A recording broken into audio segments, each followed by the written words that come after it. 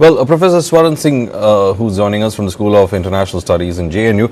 Professor, how do you in fact see, I won't call it a legitimization, but it is a power deal that has been given to the Jamaat under the guise of democratic elections? That's true that Jamaat, with the 74 candidates winning in these elections, has emerged as a major force. Right now, of course, most likely to sit as opposition to BNP government, which from 2001 to 2006, Jamaat was in alliance with BNP during that period of time. Now it sits in opposition. So in that sense, very clear advantage Jamaat has received in terms of becoming a legitimized political party in its own right, potentially likely to become even stronger because narratives in last 18 months has seen radicalization in overall discussion of various political parties. What is second interesting point to note is that unlike, let's say in India, Bangladesh has always, for whatever wrong or right reasons, seen decisive victories, whether it is for BNP or, of course, 2014 BNP had boycotted, last election 2024 BNP had boycotted. So BNP has received a very clear majority, decisive majority, which means it's not likely to depend on anyone other than its own very small number of coalition partners. So fundamentally, India and other nations have to now look at what BNP stands for, what Tariq Rahman stands for, and how to engage. Indian Prime Minister has already congratulated Tariq Rahman on BNP's victory. So I think a certain amount of end of caretaker government, which had seen Dr. Yunus pandering to China, to United States, to Pakistan, and I think with a decisive mandate now in place, BNP leaders will have to look at long-term strategy as to how to ensure stability, security, and prosperity. They face enormous challenges of inflation, fundamental anxiety, and then even corruption charges and so on.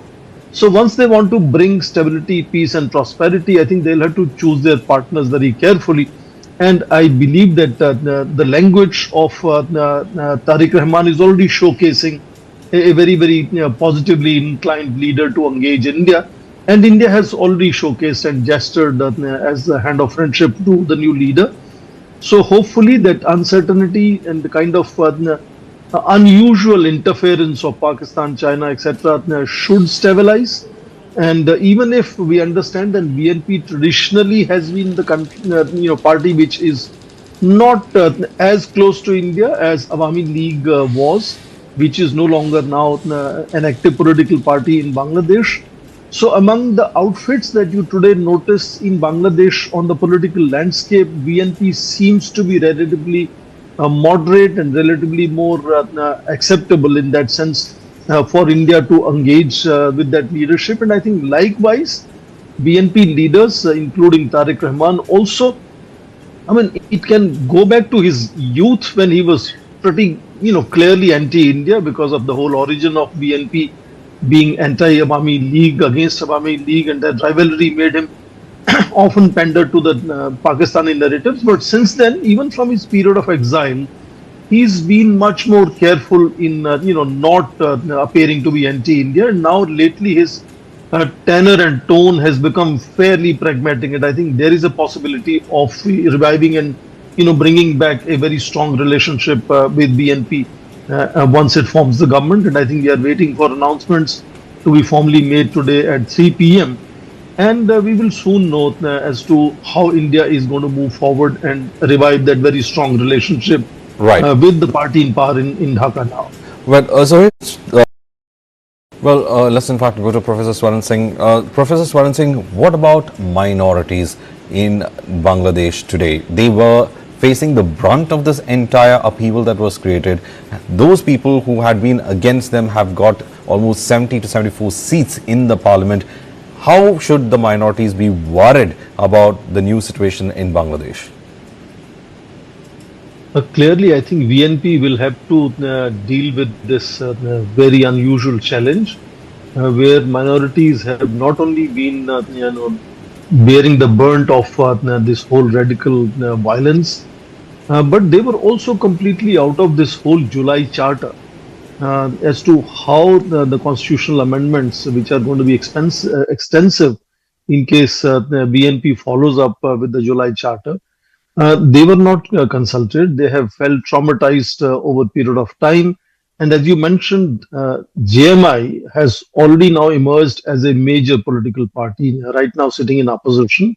So, assuaging fears of minorities would be a major responsibility. And that, in that sense, will also be necessary for BNP to earn that credibility in building international partnerships. One after another, Western countries have always been talking about human rights problems in Bangladesh. For example, the largest aid provider, United States, for Rohingyas rehabilitation, have repeatedly raised issues of human rights. So, not just the countries of the West, but even India has often underlined the fact that Bangladesh should be, taking care of minorities, and particularly India is often concerned with the Hindu minority there. So that would be an important question for BNP leadership now, which has received a very, as I said, decisive mandate, and therefore they are not to be worried about what other opposition party or what Dr. Yunus wants to do or how he wants to see his future. I fully agree that given the fact that Muhammad Yunus was hardly in command of situation, his main task originally was to ensure stability and early elections, and we hardly saw that any internal stability was reassured, and minorities continued to be traumatized in all 18 months.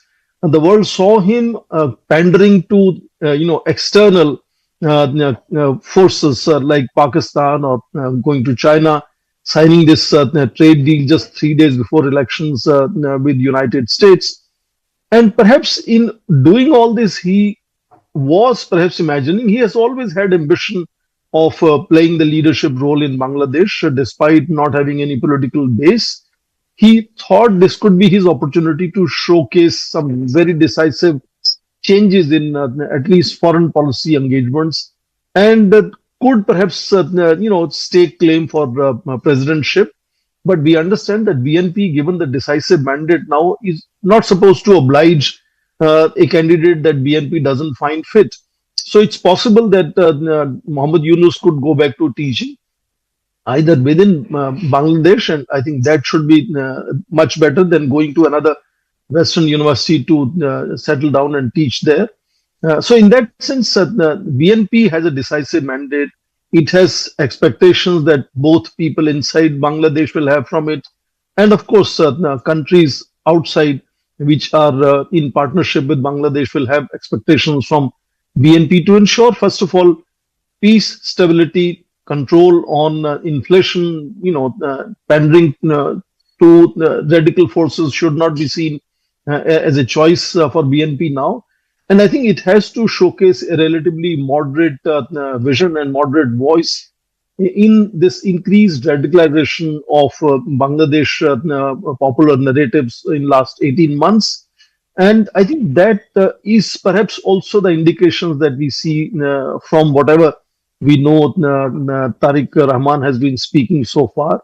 He perhaps realizes his responsibility. Indeed, this happens in most democracies that there is always a certain, high octane shrill during electioneering, and the party, when it comes to power, has to really understand the challenges of governance. And then, of course, we begin to see different language.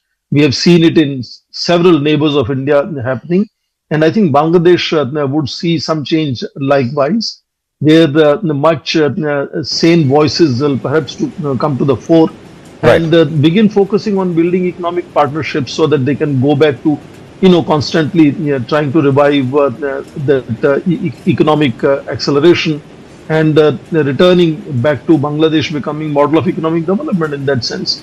So Right. maybe in that case, there could be some role for Muhammad Yunus that he could go back to, what he was good at Right. in terms of microcredit initiatives that he had. Well, thank you, Professor Swaran Singh, and also thank you so